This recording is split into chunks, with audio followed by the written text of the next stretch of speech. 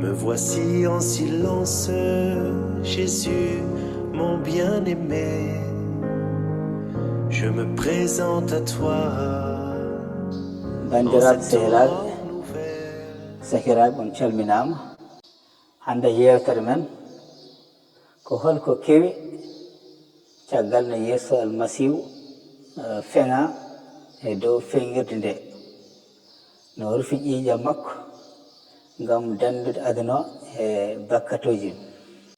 Enen nganndi faandar makko arduɗo e aduna ko ngam momtude bakkatoji yimɓe fof, ngam uddide ndemal dandore, ngam yimɓe keɓa nguurdam haa abadan. E sabu o wi ko kanko woni goonga, woni laawol e woni nguurdam.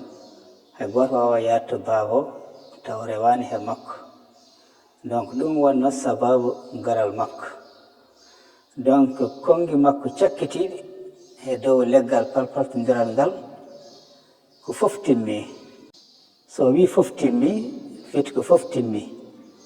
O ari o waɗi golle makko no haaniri ni, no sankinde rido gonɗo nder suudu joomiraaɗo seeki manam pecce ɗiɗi.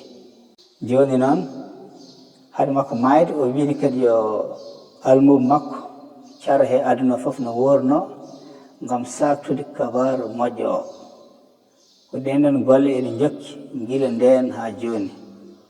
Heewɓe hen cokama, heewɓe hen mbarama, heewɓe hen leptama.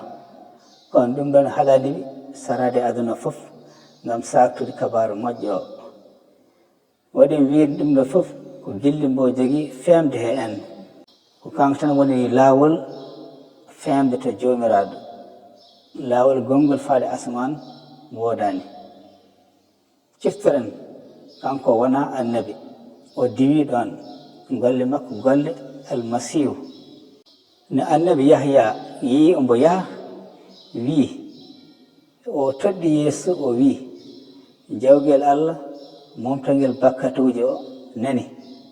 Donc ari ko momtude bakkatuji yimɓeɓe fof ngam addude ngurdam kesam.